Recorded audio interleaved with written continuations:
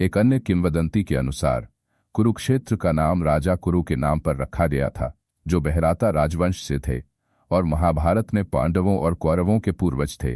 वामन पुराण के अनुसार थानेसर या कुरुक्षेत्र को राजा कुरु ने 8 गुणों को शामिल करने के लिए चुना था, जो ब्रह्मचर्य, यज्ञ, दान, पवित्रता, दया, क्षमा, सत्य और तपस्या है। राजा कुरु के कार्य से प्रभावित होकर विष्णु ने उन्हें 2 वरदान दिए थे। वरदानों में से एक यह था कि भूमि का नाम उनके नाम पर कुरुक्षेत्र रखा जाएगा और इसे हमेशा पवित्र भूमि कहा जाएगा।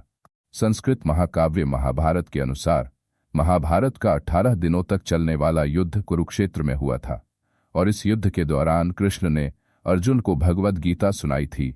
जब राजा हर्षशासक थे तब यह स्थान अपनी प्रगति के चरम पर था। इसी दौरान चीनी विद्वान ह्वेनसांग ने थानेसर का दौरा किया। पुरातात्विक निष्कर्षों के अनुसार महान राजा अशोक द्वारा कुरुक्षेत्र को दुनिया भर के लोगों के लिए एक शिक्षण केंद्र बनाया गया था। दूसरा वरदान यह था कि जो लोग यहाँ मरेंगे वे स्वर्ग जाएंगे।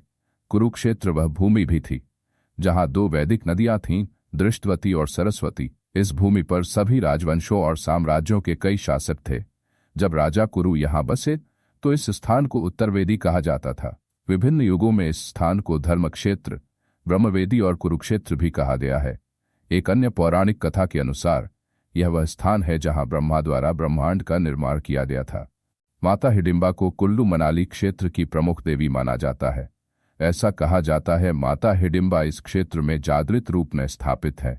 पौराणिक कथा के अनुसार अज्ञातवास के दौरान जब भीम की भेंट हिडिंबा से हुई थी तब दोनों को एक दूसरे से प्रेम हो गया था। तब पांडवों ने भीम को हिडिंबा के साथ छोड़े अपनी यात्रा आगे बढ़ा ली थी। हिडिंबा से विवाह के पश्चात भीम भी बाद में हिडिंबा को विदा देकर आगे चले गए थे। तब हिडिंबा ने घोर तपस्या करने का निश्चय किया था। ऐसा माना जाता है कि माता हिडिंबा ने मनाली के जंगलों में तप किया था। माता हिडिंबा के गौर और कठोर तप से प्रसन्न होकर उनकी आराध्य देवी ने उन्हें दर्शन दिए थे और साथ ही वरदान में देवी होने का आशीर्वाद भी दिया था। इस वरदान के पीछे का कारण था कि राक्षस कुल में जन्म के बाद भी वह तप पूजा पाठ में लीन रहती थी और परम कृष्ण भक्त थीं।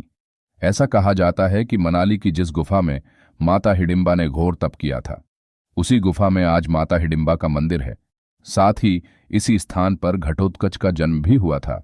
इसी कारण से ऐसी मान्यता है कि यहाँ आकर पूजा करने से संतान सुख की प्राप्ति हो जाती है।